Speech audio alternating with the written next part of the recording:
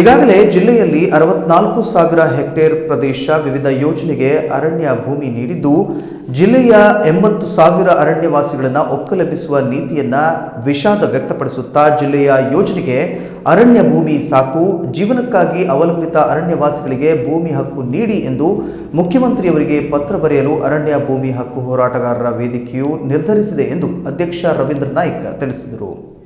ಈಗಾಗಲೇ ಜಿಲ್ಲೆಯಲ್ಲಿ 64,000 ಹೆಕ್ಟೇರ್ ಪ್ರದೇಶ ವಿವಿಧ ಯೋಜನೆಗೆ ಅರಣ್ಯ ಭೂಮಿ ನೀಡಿದ್ದು, ಜಿಲ್ಲೆಯ 80,000 ಅರಣ್ಯವಾಸಿಗಳನ್ನು ಒಕ್ಕಲೆಬ್ಬಿಸುವ ನೀತಿಯನ್ನು ವಿಷಾದ ವ್ಯಕ್ತಪಡಿಸುತ್ತಾ ಜಿಲ್ಲೆಯ ಯೋಜನೆಗೆ ಅರಣ್ಯ ಭೂಮಿ ಸಾಕು, ಜೀವನಕ್ಕಾಗಿ ಅವಲಂಬಿತ ಅರಣ್ಯವಾಸಿಗಳಿಗೆ ಭೂಮಿ ಹಕ್ಕು ನೀಡಿ ಎಂದು ಮುಖ್ಯಮಂತ್ರಿಯವರಿಗೆ ಪತ್ರ ಬರೆಯಲು ಅರಣ್ಯ ಭೂಮಿ ಹಕ್ಕು ಹೋರಾಟಗಾರರ ವೇದಿಕೆಯು ನಿರ್ಧರಿಸಿದೆ ಎಂದು ಅಧ್ಯಕ್ಷ ರವೀಂದ್ರ ನಾಯ್ಕ್ ತಿಳಿಸಿದರು. ಹೋರಾಟಗಾರರ ವೇದಿಕೆಯ ಕಾರ್ಯಾಲಯದಲ್ಲಿ ಅಘನಾಶಿನಿ ನದಿ ಜೋಡಣೆ ವಿರೋಧಿಸುವ ಹಿನ್ನೆಲೆಯಲ್ಲಿ ಅರಣ್ಯವಾಸಿಗಳು ಮುಖ್ಯಮಂತ್ರಿಗೆ ಬರೆಯುವ ಪತ್ರ ಪ್ರದರ್ಶಿಸುತ್ತಾ ಹೇಳಿದರು. ಜಿಲ್ಲೆಯಲ್ಲಿ ಸ್ವಾತಂತ್ರ್ಯ ದೊರಕಿದ ನಂತರ ಜಿಲ್ಲೆಯ ಅರಣ್ಯ ಪ್ರದೇಶದಲ್ಲಿ ವಾಸ್ತವ್ಯ ಮತ್ತು ಜೀವನಕ್ಕಾಗಿ 80,000 ಅರಣ್ಯವಾಸಿಗಳು ಸುಮಾರು 53,000 ಎಕರೆ ಪ್ರದೇಶ ಸಾಗುವಳಿ ಮಾಡುತ್ತಿರುವುದು ದಾಖಲೆಯಲ್ಲಿ ಕಂಡುಬರುತ್ತದೆ.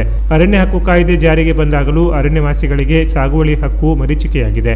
ಸುಪ್ರೀಂ ಕೋರ್ಟಿನಲ್ಲಿ ಅರಣ್ಯ ಭೂಮಿ ಒಕ್ಕಲೆಬ್ಬಿಸುವ ಅಂತಿಮ ವಿಚಾರಣೆ ಜರುಗುತ್ತಿರುವ ಹಿನ್ನೆಲೆಯಲ್ಲಿ ಧಾರಾಳವಾಗಿ ಯೋಜನೆಗೆ ಸರ್ಕಾರ ಅರಣ್ಯ ಭೂಮಿ ನೀಡುತ್ತಿರುವುದನ್ನು ಖಂಡಿಸಿ ಹಾಗೂ ಜಿಲ್ಲೆಯ ಧಾರಣ ಸಾಮರ್ಥ್ಯಕ್ಕಿಂತ ಹೆಚ್ಚು ಅರಣ್ಯ ಭೂಮಿ ಅರಣ್ಯೇತರ ಚಟುವಟಿಕೆಗಳಿಗೆ ಬಿಡುಗಡೆಗೊಳಿಸುತ್ತಿರುವುದನ್ನು ಆಕ್ಷೇಪಿಸಿ ಮುಖ್ಯಮಂತ್ರಿಗಳ ಗಮನಕ್ಕೆ ತರುವ ಹಿನ್ನೆಲೆಯಲ್ಲಿ ಪತ್ರ ಬರೆಯಲಾಗುತ್ತಿದೆ ಎಂದು ಅವರು ಹೇಳಿದರು. ಸಭೆಯಲ್ಲಿ ಜಿಲ್ಲಾ ಸಂಚಾಲಕ ಇಬ್ರಾಹಿಂ ಗೌಡಳ್ಳಿ, ನಾಗರಾಜ ದೇವಸ್ಥಳಿ, ಮಲ್ಲೇಶಿ ಬಾಳೆಹಳ್ಳಿ, ನೆಹರು ನಾಯ್ಕ್ ಬೀಳೂರು, ಎಂಆರ್ ನಾಯ್ಕ್ ಕದ್ರಾಜಿ, ಚಂದ್ರು ಶಾನ್ಬಾಗ್ ಬಂಡಲ್, ಲಕ್ಷ್ಮಣ್ ನಾಯ್ಕ್ ದೊಡ್ಡಸಳ್ಳಿ, ವಿನೋದ್ ತಳೇಕರ್ ಹಾಸಣಗಿ, ಕುಸ್ಮಾ ಬೇಡರ್, ಗಂಗಾ ನಾಯ್ಕ್ ಗೋಳಿ, ಪರಮೇಶ್ವರ ವಾನಳ್ಳಿ, ಈರಪ್ಪ ಕಾಗಿನಳ್ಳಿ ಮುಂತಾದವರು ಉಪಸ್ಥಿತರಿದ್ದರು.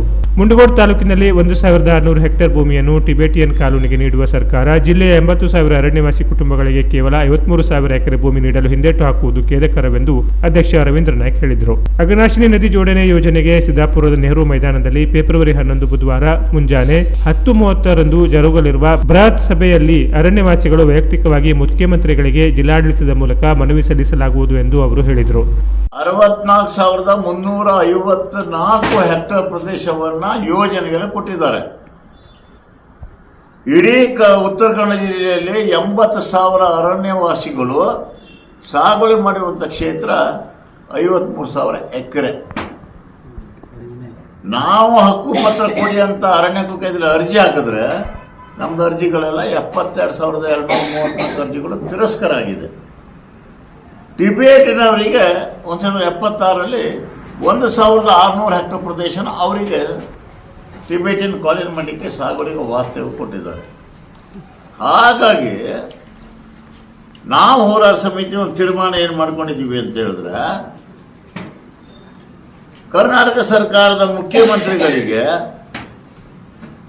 ಒಂದು ಪತ್ರ ಬರೀಬೇಕು ಅಂತ ಮಾಡಿದ್ದೇವೆ. ಏನಂತ, ಉತ್ತರ ಕನ್ನಡ ಜಿಲ್ಲೆಯಲ್ಲಿ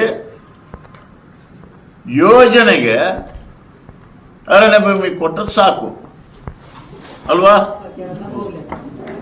80,000 ಅರಣ್ಯವಾಸಿಗಳು ಏನು ವಾಸ್ತವ್ಯ ಮತ್ತು ಸಾಗುವಳಿಗೆ ಮಾಡ್ತಾ ಇದ್ದಾರೋ ಆ ಸಾಗುವಳಿದಾರರಿಗೆ ಭೂಮಿ ಹಕ್ಕನ್ನ ಕೊಡಿ ಅಂತ ಹೇಳಿ ನಾವು ಮುಖ್ಯಮಂತ್ರಿಯವರಿಗೆ ಒಂದು ಪತ್ರವನ್ನು ಬರೀಬೇಕು, ಪ್ರತಿಯೊಬ್ಬ ಅರಣ್ಯಾಧಿಕಾರಿಗಳು ಬರೀಬೇಕು ಅಂತ ಹೇಳಿ ತೀರ್ಮಾನ ಮಾಡಿದ್ದೇವೆ. ಸರಿ ಇದೆಯಾ? ಯೋಜನೆಗೆ ನೀವು ಕೊಡ್ತೀರಿ, ಮತ್ತೆ ಎಲ್ಲ ಯೋಜನೆಗಳಿಗೂ ನಾವು ಬೇಡ ಅಂತ ಹೇಳೋದು, ಬೇಕಂತ ಹೇಳಿದ್ರು ಯಾರು ಇಲ್ಲ. ನಾವು ಬೇಕಂತ ತರಿಸ್ಕೊಂಡಿದ್ದೇವ?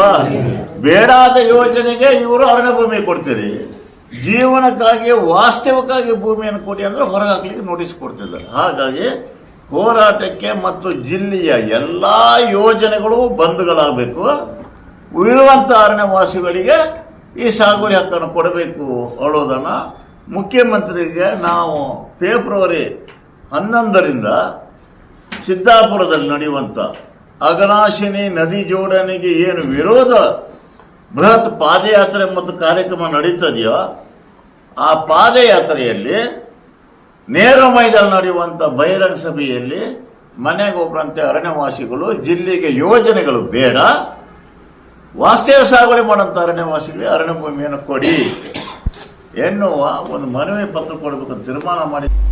Canara plus news, Sirsi.